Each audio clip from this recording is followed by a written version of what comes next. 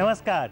India is one of the largest democracies of the world and America the oldest. And it's our extreme privilege today that on the Youth Forum, we have with us audiences, representatives from both India and America. Welcome everyone, especially our guest from the Colgate University from the United States of America. A warm welcome to everyone.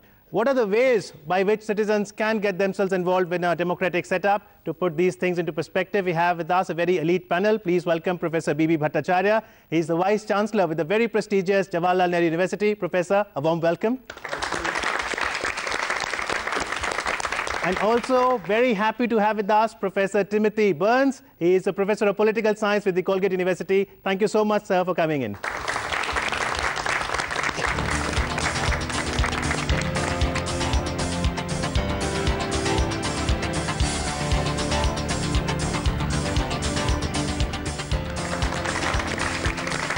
People's participation towards effective governance. That's the topic for discussion today. So what are your expectations from the government? I guess I expect the government to take care of its people, to provide infrastructure, to provide schools and healthcare and things like that that are vital for people to survive. And do you think they live up to the expectation of the people? I think they do. I think there are lots of improvements to still be made, so I try to get involved as I can with that. How do you get involved? Well, I call my congressman every time there's a bill that I'm involved in or that I'm interested in. For example, the healthcare bill, I called my congressman, my senator about that. I've been more involved with campaigning. For example, in the last presidential campaign, I made phone calls on behalf of the candidate that I was supporting for the campaign. And I know that I've been pretty involved in some of the more local mayoral elections. And it's very exciting to be able to be a part of your democracy. It makes you feel like you're involved, that your voice is being heard, and that you have some power to actually make a difference. What about involvement after you've got the people winning? One of the things that the current government does really well is send out emails saying, here's a bill that's coming up. Click this button, go online, sign a petition to support it. So they make it so easy that it's almost hard to not support something and get really involved. And also, especially in college where there's so many groups on campus, I was just in a group that did a letter writing campaign where we wrote the letters about human rights violations and then had people sign them and send them to their congressmen and senators. When I was in high school, I was part of Amnesty International, which is a club that gets together and writes letters and petitions the government to help fix human rights violations we see around the world. And ever since I've gotten to college, I've tried to go out and experience as much as I can. And when I was in high school, we did that. I was part of a group that we went out and to people's houses and to get them to vote, not just one party. And we provided rides to elderly and disabled people to the voting centers so they could vote. Okay, excellent. The people in the first row also engaged in this conversation. President Obama, especially in his campaign, has done a good job engaging the youth and providing ways for every person to make a small difference. I think that's sometimes the issue is that people are they get too lazy or just don't think that they can do something. And so sometimes they need a little guidance to show them how even just a small thing can make a huge difference. As youngsters, do you follow that the campaign promises are met?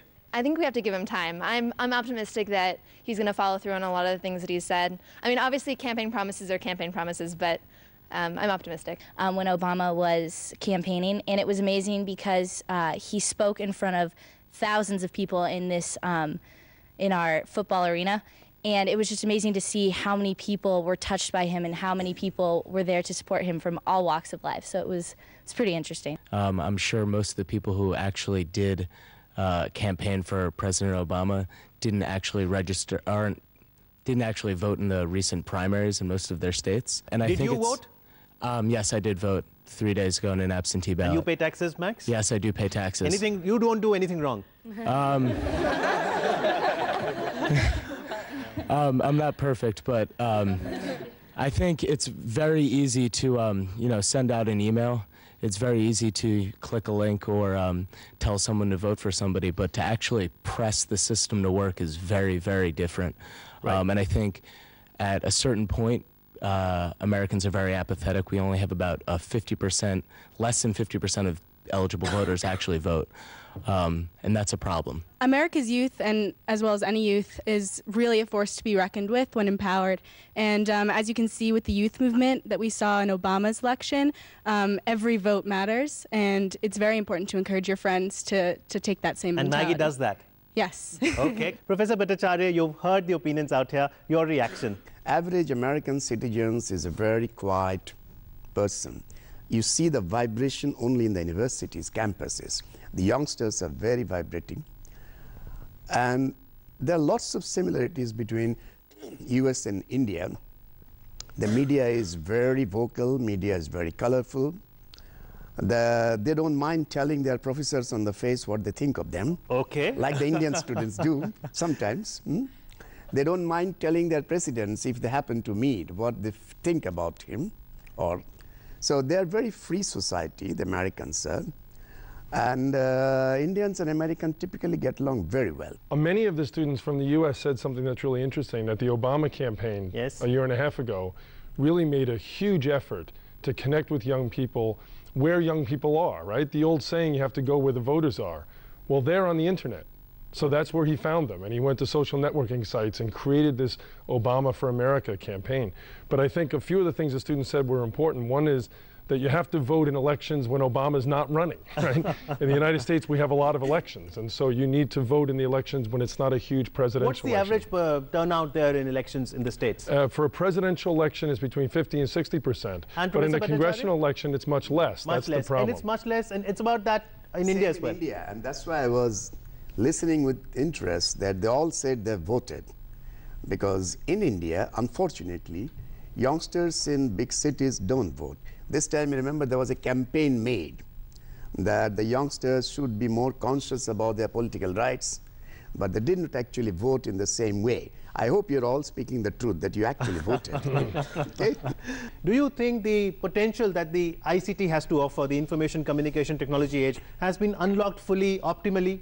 Not fully or optimally, because I think none of us know what that is, right? Whether it's in politics or anything else. Well, let me quote you an example. Say, if you would like to increase that 50% turnout to 80-100, is online voting permissible in US? Is it existent? No, there are a few places in a couple of states, someone may know, I don't think Oregon or something has certain ways of voting. Most of our country is not online voting. But Professor, is that part of the problem? Actually, we're not using Indian the technology. voting system is now far more advanced than American voting system. Most are. Can you believe they still have manual counting?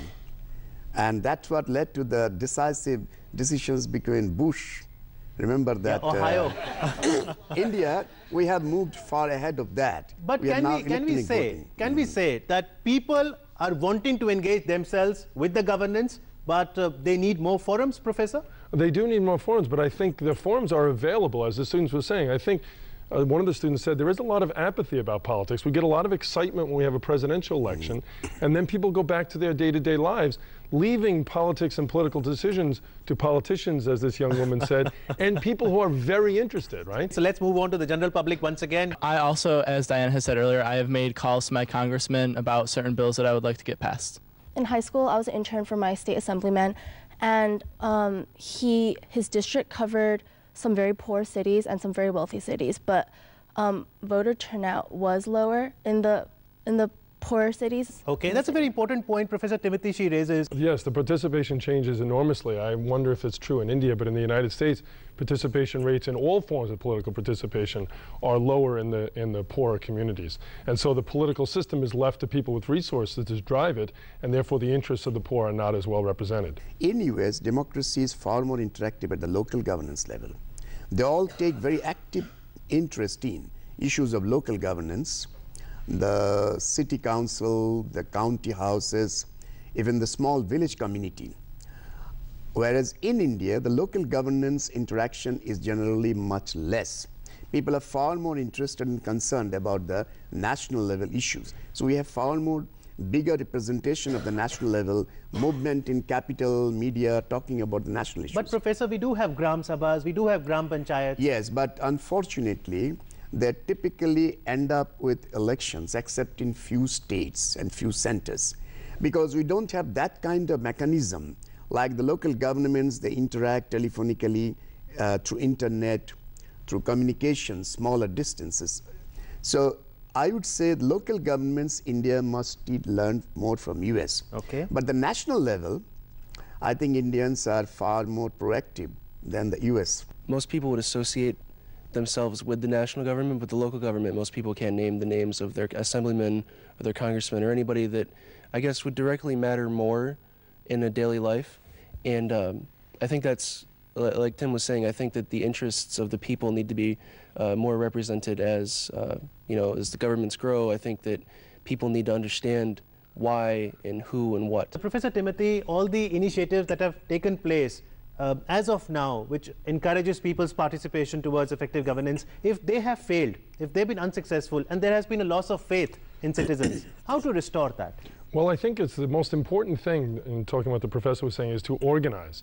That people have to organize. If you call your congressman, that's a good thing, but the more organized you are, I'm going to say the word over and over again, the more organized groups are, they are growing together into a group where they meet. And they might actually charge dues, and they make themselves into a kind of an institutional player in politics, so the politicians have to respond. So you're saying social clubs, institutionalization of representation. Exactly, so that when they call the congressman, they're not just saying that I, Tim, want you to do this, but I speak for a large number of people in your constituency who want you to respond. But Professor Timothy, if you ask these young people who are studying right now in Colgate University to form these clubs and institutionalize, they're going to spend time, they're going to spend their money and energy. What incentive would you give to them? Would they have any incentive? They would not. This is a depressing point. I wonder what the young people think. One of the reasons that young people aren't organized is that they don't stay young. It's the only group in society where it's very difficult to organize. It's very difficult. It's easy to organize the elderly because once you're old, you stay old. But young people stop being young. So the interests that are most important to young people never really get addressed because the young people keep getting old. The older people, settled people in the local area, the state, they have a stake in the local issues. So they show more interest in solving the local issues at local level. Would you say that you know what you want from the government? I actually think that we aren't clear, and to agree with Max, there is a general sort of apathy, and I think one of the greatest problems is that people get engaged with issues that are raised in the United States after a bill is already passed, and you seem to be shocked by things that are moving through Congress. And for instance, the health care bill, a lot of people did not become involved in its creation and its components until after the bill was created. And I think one of the most important things to get people involved is to get them interested before the bill is passed, to contact their congressmen and senators, and then once they would influence the process rather than the after effect. Okay, yes. I know that in the United States there's two main parties, and oftentimes people feel like they have to vote along party lines, and in that way they give up some of their other beliefs. Like if they have one belief that isn't consistent with one party, they'll just let it go and vote for the person that might contradict them in that way. And I know that in India there's a lot of different parties, so I was wondering if that affects the way people feel like they're represented. Like, do Indians feel like they're better represented because they can more accurately choose a politician who represents their views? Okay, Professor Bhattacharya, should we vote for the party or for the person, irrespective of the party? Debate going on in India quite some time. You know, there are different countries. Scandinavian countries have the proportional representation plus individual. In India, we have been doing it for individual. So is in USA. You vote for an individual. Though in the background, you keep the person in the midst of his policies of the party and all that. But ideally, it should be a combination of the both. Party is equally important, issues. Individual is equally important. What kind of person is going to represent you? Because most important thing in politics is politicians, before getting election, whether in USA or in India, makes one kind of promise and then is often changing the views after the presentation. Now, what right do you have to force that politician to say, look here, you got our mandate promising to do this. You have failed to do this. Now, the only chance you have is after next election. But you don't have a chance to force him during the period. Look, this is the mandate on which you got elected. You better legislate for that. Neither in US nor in India you have this power right now. But Professor Timothy, what will trigger that change? How to bridge that gap? I think one thing in the United States that gets a lot of attention is the role of money. in politics, and we don't have public financing of campaigns. We have individual private financing of campaigns. So there's a big movement in the United States, and many young people, there's a large group at Colgate that fights on this question to try to get a more even distribution of money. Because you were mentioning advertisements to encourage people to participate. But also, I don't know about in India, but in the United States, we have a flood of advertisements for candidates themselves. Vote for this person, like they were a can of soda or a box of soap. And so the more that is evened out, then the more other people can. In the U.S., the campaign, a lot of the politicians are like, this person's bad, vote for me instead. And I think it's really horrible. It's just all slandering. And also, they speak about the issues and they say, this politician's going to vote for this and this is bad because of this. And a lot of times they're not presenting the law or the bill that's proposed in the right way. So Americans get this idea in their mind of this is what the law means, when really it doesn't mean that at all. And so I think that Americans decide that because they saw a campaign, they don't need to go research, because they saw an ad, they don't need to research the topic, and they think they know about it when really oftentimes they don't, and then they vote based on misinformed decisions. I do think that some of the issues that President Obama addressed in his campaign haven't yet been addressed in his presidency, but of course it is still early. So you keep a tab on, Yes. on how much the progress has become, right? Yes, but I don't feel that enough Americans are doing that. I think that, as many people have already stated, you vote and you just sort of hope that it all works out. I spend a lot of time doing my best to understand certain political issues. I read a lot, the newspapers, books, whatever it is, but I still only understand, 1/1000th of what is actually going on. So when I think about people voting in the United States or in India, if I were to be working 9 to 5 and I have 3 kids to feed, I have other things to do. A lot of youngsters are embracing politics. We've got a lot of young MPs at 26, at 27. We have a constitutional provision. You have to be 25 to be in the House of Representatives. We always have a couple of young ones, but I'm sure our students would say most of our politicians seem to be of the older variety. Okay, David, how about becoming a young politician? Well, it's funny you mentioned that. For a point, when I was 16 years old, I actually worked for the United States Congress as a congressional page, and well, that deserves a round of applause, though. Thank you. Very nice. Thank you. Thank you. So what did you do as a 16-year-old? What did you do?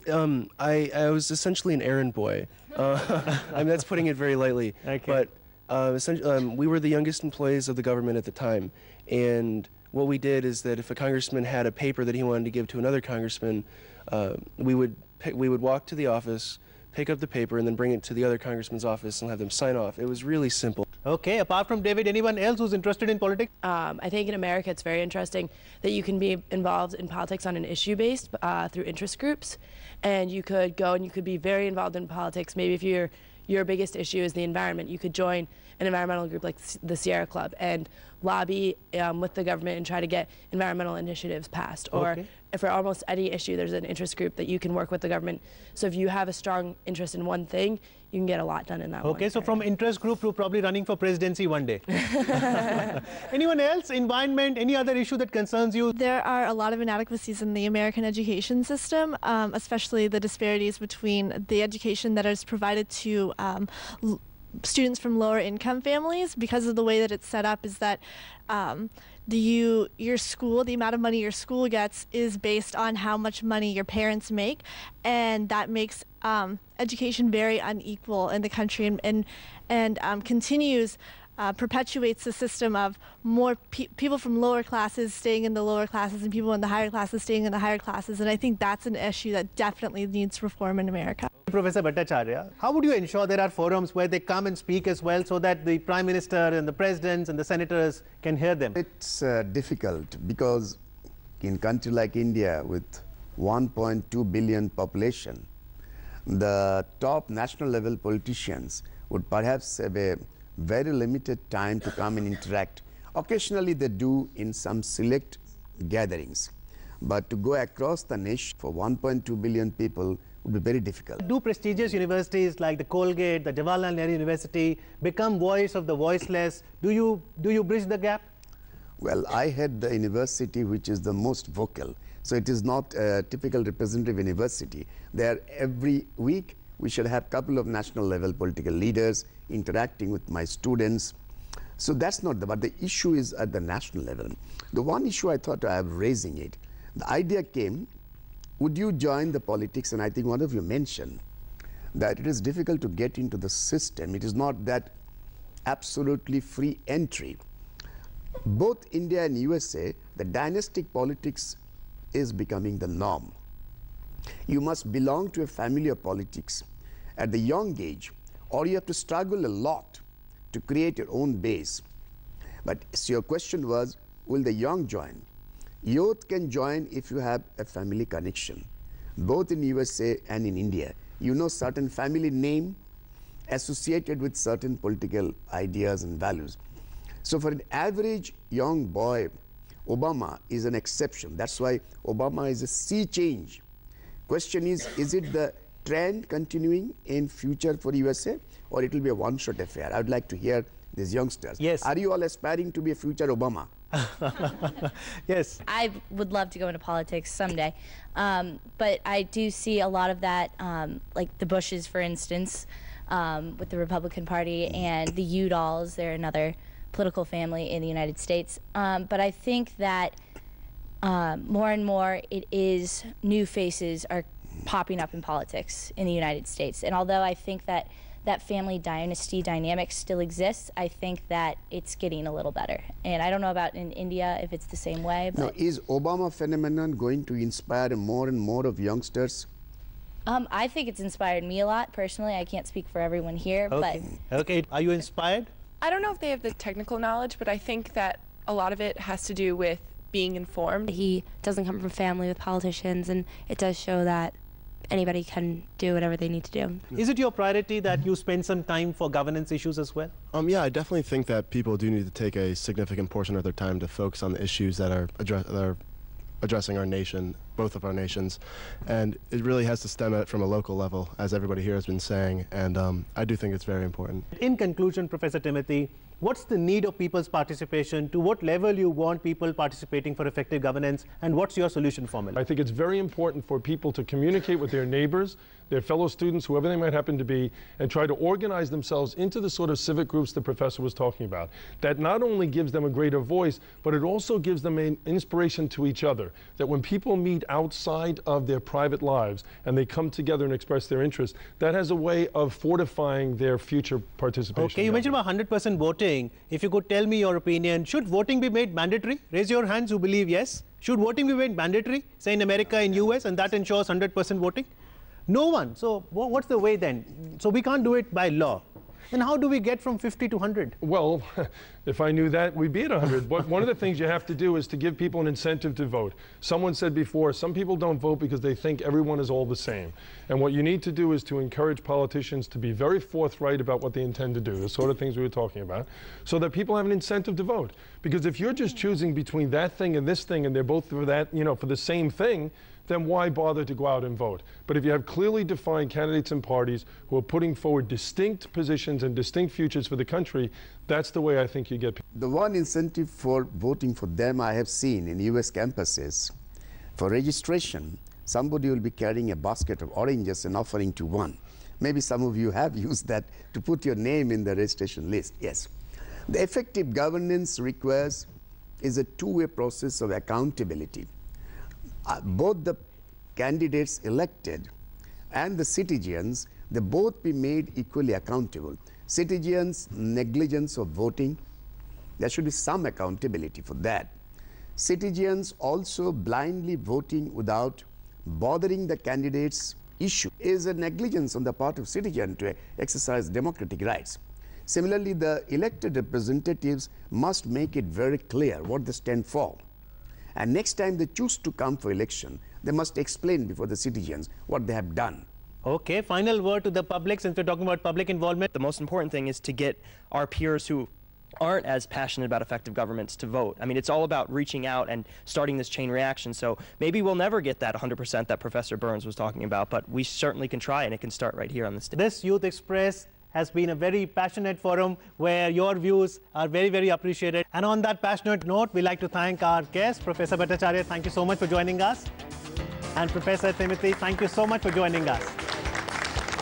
And thank you to the lively youthful audience. Thank you very much for your intriguing questions and opinions. Thanks a lot.